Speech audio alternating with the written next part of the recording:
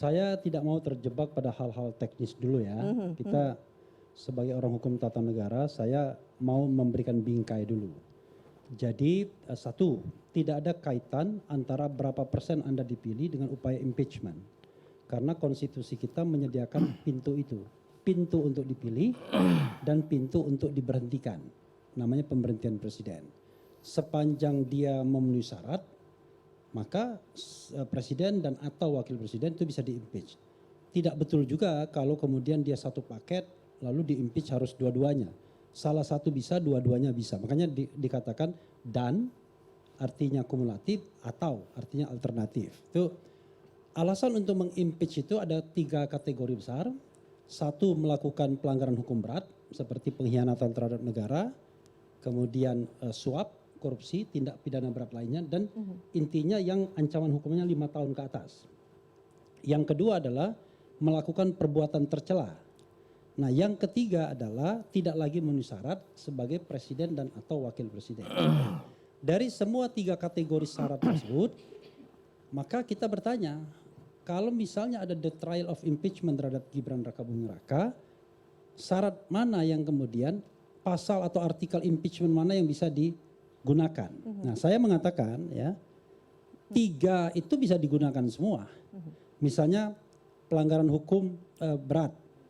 Kalau misalnya bisa dibuktikan bahwa dokumen-dokumen pendidikan Gibran itu dalam tanda kutip sengaja dipalsukan misalnya, maka kan bisa kena ancaman hukuman 6 tahun untuk tindak pidananya. Dan itu berarti pelanggaran hukum berat. Masuk kategori pertama. Kalau misalnya dia sengaja membuat informasi yang mislead terhadap pendidikannya, bisa masuk perbuatan tercelah karena dia tidak mengakui. Belum lagi kalau kita bicara fufu fafa. Kalau dia kemudian bisa dibuktikan bahwa dia tidak memiliki ijazah yang setara dengan SMA, ya, maka kemudian masuk tidak lagi memenuhi syarat. Nah, semua hal tersebut tentu harus dibuktikan. Harus kita lihat dari sisi perspektif good governance dan clean government. Kan gonjang-ganjing soal ijazah ini itu sudah sejak lama. Saya ingat tuh Dr. Tifa misalnya, sayang dia tidak hadir di sini, pernah mempermasalahkan tidak hanya soal ijazah Jokowi, tapi ijazah Gibran juga. Mas Roy Suryo juga melakukan hal yang sama kan. Sejak 2022 sudah dipersoalkan. Jadi bukan hari ini saja. Bahkan ketika Jokowi berkuasa sudah dipersoalkan. Nah, pertanyaannya adalah bagaimana cara menyelesaikan persoalan ini? Harusnya otoritas yang paling bertanggung jawab itu mengeluarkan semacam apa istilahnya? Mengeluarkan data-data yang tidak bisa ditolak lagi. Okay. Misalnya kita ingat antara KPU dan Setnek misalnya. KPU dan Setnek itu memiliki urutan riwayat pendidikan Gibran yang berbeda. Di Setnek itu UTS ditaruh di terakhir. Jadi dia dibilang bahwa 2007-2010 dia UTS.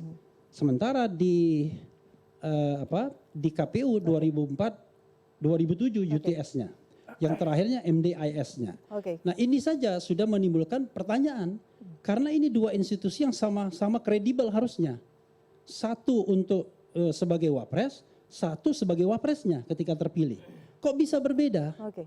Dan so far tidak ada yang namanya clear statement dari 2 institusi ini menyangkut perbedaan data yang sangat mencolok tersebut.